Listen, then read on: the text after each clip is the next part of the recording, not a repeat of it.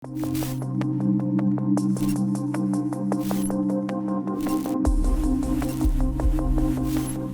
ეკონომიკაზე საუბრით ვაგრძელებთ ჩვენს საქმიან დილას. ლაშა ქავთარაძე გალტენ თაგარდის ეკონომისტთან ერთად მიმოვიხილავთ გასული კვირიდან ვიდრე დღემდე რა გამოიკვეთა და რას მიექცია ყურადღებას საინვესტიციო ბანკმა. დილამშვიდობის ლაშა. დილამშვიდობის. მადლობა მომბრძანებისთვის. მადლობა თქვენ. რას მივაქცევთ დღეს ყურადღებას? რა გამოიკვეთა იმ ყოველკვირეულ მიმოხილვაში, რომელსაც აქვეყნებს საინვესტიციო ბანკი? დიახ, პრინციპში მონეტარულ პოლიტიკასთან დაკავშირებით მონეტარული კომიტეტის ხდომა იყო გასულ კვირას და კომიტეტმა შეინარჩუნა უცვლელად მონეტარული პოლიტიკის განაკვეთი 8%-ის დონეზე. ნუ ეს მოსალოდნელი იყო, არ ქონდა მოლოდინი, რომ რაიმე ცვლილება მოხდებოდა ამ კომიტეტის ხდომაზე. თუმცა მოდი გავშალოთ ეს ასე ვთქვათ, გადაწყვეტილება, მოლოდინები რას უნდა ველოდოთ ამ კუთხით და როგორი არის მაგალითად რეგიონის ქვეყნებში სიტუაცია, როგორც ინფლაციასთან, ისე მონეტარულ პოლიტიკასთან დაკავშირებით. მოდი დავიწყოთ საქართველოს кейსით. ჩვენთან 2023 წლიდან მოყოლებული ინფლაცია არის დაბალზე, დაბალ ნიშნულზე, 2025 წელს იყო საშუალო წლიური ინფლაცია მცირედით აღემატა მიზნობრივ მაჩვენებელს 3.9% დაფიქსირდა, თუმცა 3 წლის განმავლობაში საშუალო რომ ავიღოთ ინფლაცია, ეს არის 2.9%. რაც შეეხება ახლა სხვა საზომებს ამ ინფლაციაში, უნდა გავყოთ ეს მომსახურების ინფლაცია და საქონლის ინფლაცია. მომსახურების ინფლაცია არის ძალიან მნიშვნელოვანი მაჩვენებელი, რომელიც ზოგადად ხასიათდება ძალიან ხისტი რყევები არის, ანუ ნელა მიმდინარეობს იქ ფასების კორექტირება და მომსახურების ინფლაცია, მაგალითად გასულ წელს, როცა საშუალო წლიური ინფლაცია მიზნობრივ ინფლაციაზე მაღალი იყო, მომსახურების ინფლაცია 3%-ის ფარგლებში იყო. ანუ და უფრო დაბალი იყო გარკვეულ თვეებში. ეს მიანიშნებს იმას, რომ ასე ვთქვათ, გრძელვადიანი რაიმე გადახრა არ იქნება მოლოდინებიდან. ანუ მოლოდინები არის ის, რომ სტაბილური ინფლაცია იქნება იმ მაჩვენებელთან, რასაც ეროვნული ბანკი, ასე ვთქვათ, ისახავს მიზნად. ეს არის 3%. ასევე სხვა მაჩვენებელი, როგორიც არის მაგალითად საბაზო ინფლაცია, რომელიც გამორიცხავს სურსათის, თამბაქოს და სხვა ენერგომატარებლების ფასებს, ხო?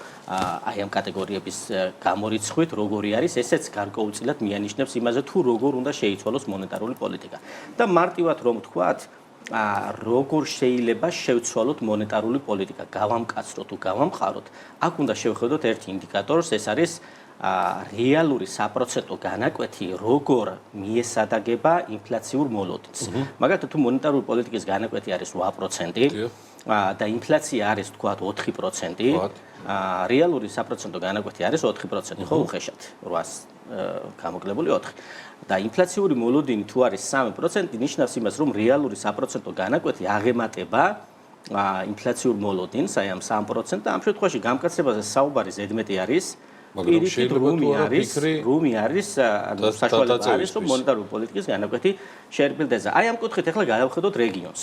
მაგალითად 2025 წელს აი რეგიონში ჩვენ მეზობელ ქვეყნებს რო დავაკვირდეთ. სომხეთის მაგალითს მოიყვანთ. სომხეთი, აზერბაიჯანი ავიღოთ, ორივე შეამცირა მონეტარული პოლიტიკის განაკვეთი 2025 წელს 0.5%-ული პუნქტით.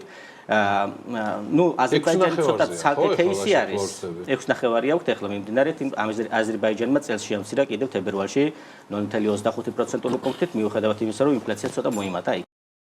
სომხეთშიც მოიმატა მცირედით ინფლაცია მიმდინარე წლის იანვარში, თუმცა მონეტარული პოლიტიკის განაკვეთი 6.5% არის და მაინც რეალური საპროცენტო განაკვეთი აღემატება ინფლაციურ მოლოდინს. იქაც ინფლაციური მოლოდინი არის მიზნობრივი ინფლაცია არის 3%.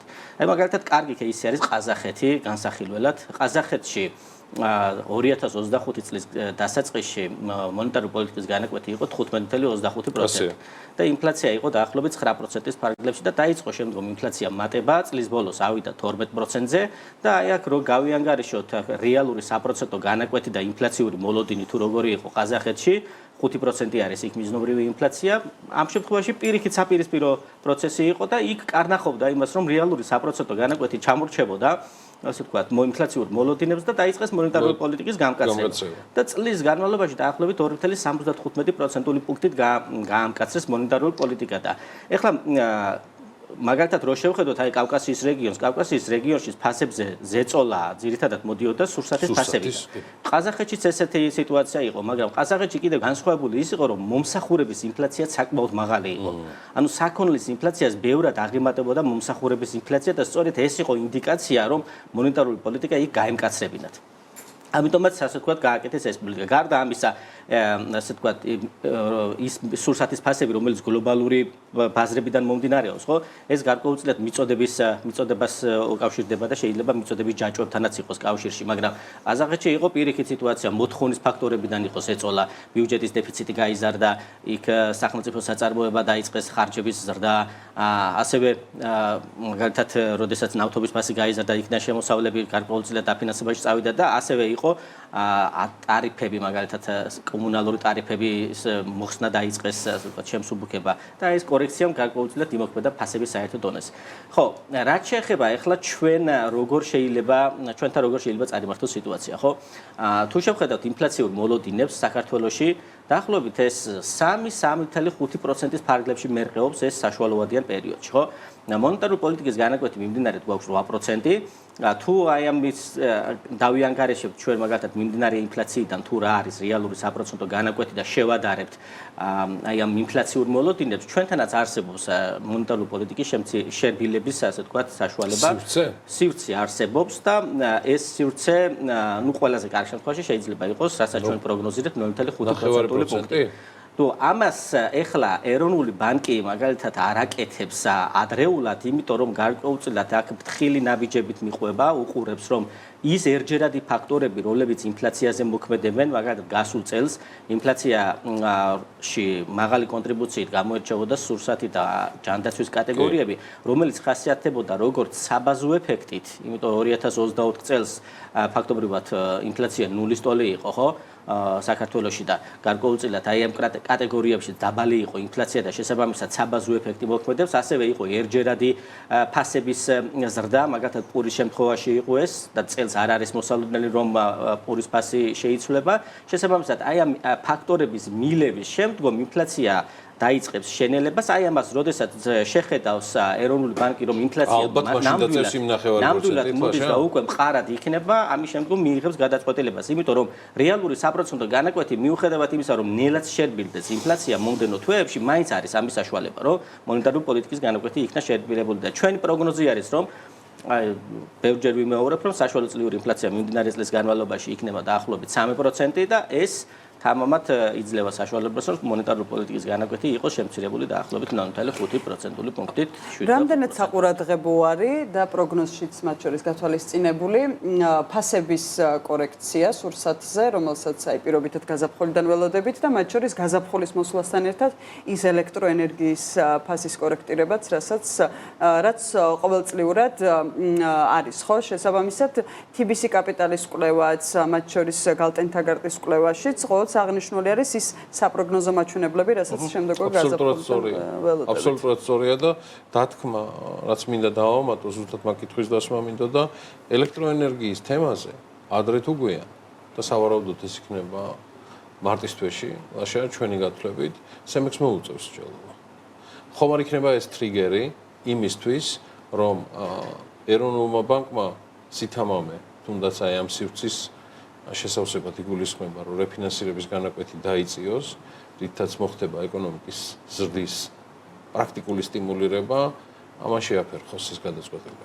არ უნდა შეაფერხოს, ესეც ერჯერადი იქნება, თუმცა 100% არ ვარ დარწმუნებული, რომ ტარიფის ზრდა ნამდვილად მოხდება მარტში. ნუ აქ ჩვენ ვიცით, რომ სხდომა გადაიდო 3 თვით, თუმცა თუ ტარიფი გაიზრდება და დაუბრუნდება მაგალითად მანამდელ მაჩვენებელს, როცა ტარიფი ასე ვთქვათ იყო შემცირებული, იმ დონის ზრდა თუ მოხდება, მაშინ დაახლოებით ინფლაციაზე წნეხი შეიძლება იყოს 0.3%-ული პუნქტი, ეს უხეშად რომ შევაფასოთ. და ფაქტობრივად ის სურსათის კატეგორია და ასევე ჯანდაცვის კატეგორია, რომელიც მაგალითად მარტის თვიდან დაიწყო ზრდა, ეს ნელ-ნელა მოხდება ამის გამოთიშვა. ამასთან ერთად მნიშვნელოვანი არის ისიც, რომ ყურადღება გავამახვილოთ გაცვლით კურსზე, რომელიც გაცვლითი კურსი ფაქტობრივად ინფლაციის შენელებისკენ არის, როდესაც ის მყარდება, ხო? იმიტომ იმპორტირებულ ფასებზე ახდენს გავლენას და ჩვენ ხედავთ აი ამ ტრენდს, გამყარების ტრენდს არ არის გამორიცხული, რომ კიდევ გაგრძელდეს ეს და ჩვენი პროგნოზი არის მაგალითად 2.79 და შესაძლოა ეს მომდევნო თვეებში 2.75-ის ფარგლებშიც ჩამოყალიბდეს, ხო? ეს გარკვეულწილად აი ამ ეფექტს, რომელიც შესაძლოა მოცალოდნელი იყოს მაგალითად ტარიფების ზრდით, ხო, გაანეიტრალებს გარკვეულწილად. თუმცა ჯერჯერობით მაინც უნდა დაველოდოთ, მიიღებს თუ არა აი ამ გადაწყვეტილებას. რა გადაწყვეტილება იქნება შენ? რა გადაწყვეტილება იქნება? თუმცა გეთანხმებით, ხო. თუმცა ეს მაინც ერთჯერადობის ელემენტი არის. ერთჯერადი არის და ამან არ უნდა შეუშალოს ხელი მონეტარული პოლიტიკის ბაშა, მადლობა ესეთ დეტალური ახსნას. იყო ძალიან საინტერესო. მადლობა. და სასარგებლოც. ბაშა ქავთარაძე, კი ბატონო. გალტენთაგარდის ეკონომისტი იყო ჩვენთან ერთად.